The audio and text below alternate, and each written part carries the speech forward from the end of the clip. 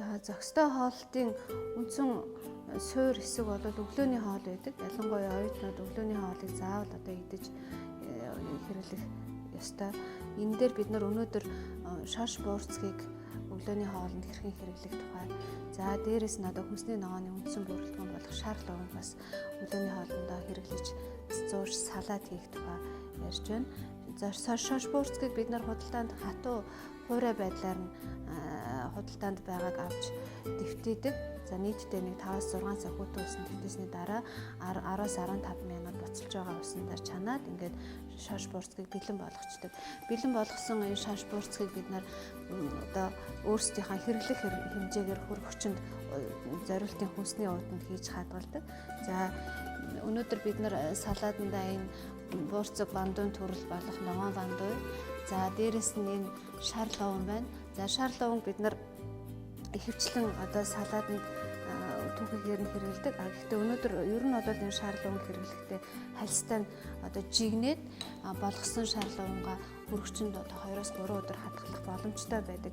Ингэж болгосон шар ловнг хальсалж шоод уруулж ингэрчээд бид нар салаад гинэ. За юу орж байгааг ингээд тайлбарлаад багштай хэлтэй. Шар ловн орж байгаа тэгээд алим ногоон мандуу ингээд цэцгийн за эдгээрийг бид нар зөөхөөр хамтлах юм байна тийм ээ. За алимаа ирчээд алимыг бол 4-9 хуваагаад одоо голынх нь үр хальс зэргийг нь бид нар хальсалж авдаг.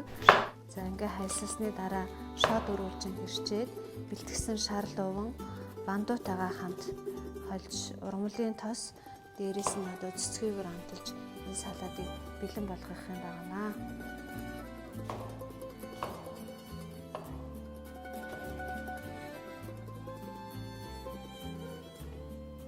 За хэлсэн тийм ээ. Хаслах юугаа.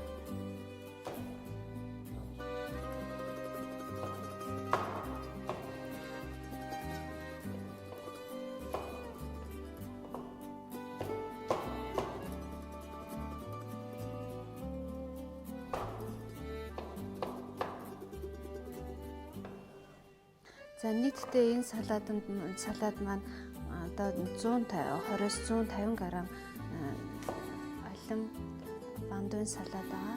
За энэндээ нэг 40-50 г алим, за дээрэс нь нэг 30-40 г одоо жигэнсэн шар луван, за шаш бандуун төрлөөсөө болгосон шаш бандуун төрлөөсөө нэг 50 г бид нар одоо оролцуулаад нийтдээ 100-аас 125 г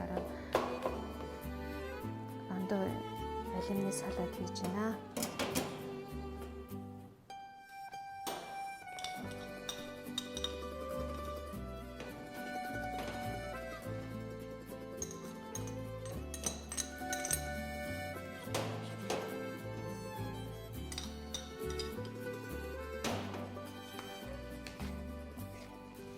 За ургамлын тос.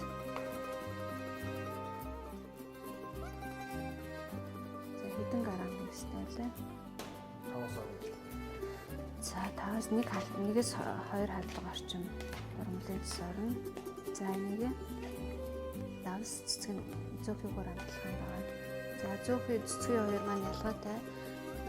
Тослогийн өөр ялгаатай байдаг. Бид нар өнөөдөр энэ салаатын дээрээ салаатаа зөөхөөр амтлаж байгаа. Зөөхий маань одоо 3% тослогтой.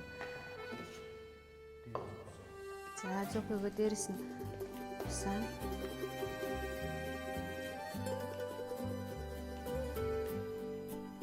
За хажуу тийш нь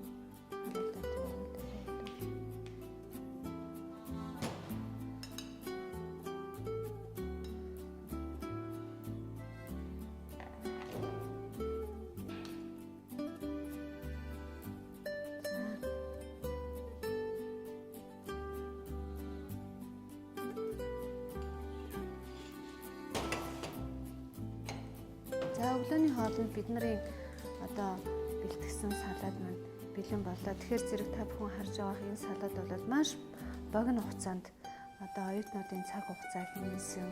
За дээрэс нь одоо амин дэмий агуулмж өндөртэй, дулааны боловсруулалт зөв хийгдсэн ийм одоо салаад маш богинохон хугацаанд бэлэн боллоо. За энэ салаад маань түрүүн би ярьсан 100-аас 125 г хэмжээтэй байдаг. За ер нь бол оюутнууд маань зохистой хоолтын үндэс суурь бол өглөөний хоолыг заавал одоо хэрэглэж идэж занших ёстой байдаг. Нийт одоо өдрийн хоолны илчлэгийн 25-аас 30%-ыг өглөөний хоолоороо бид нар авдаг.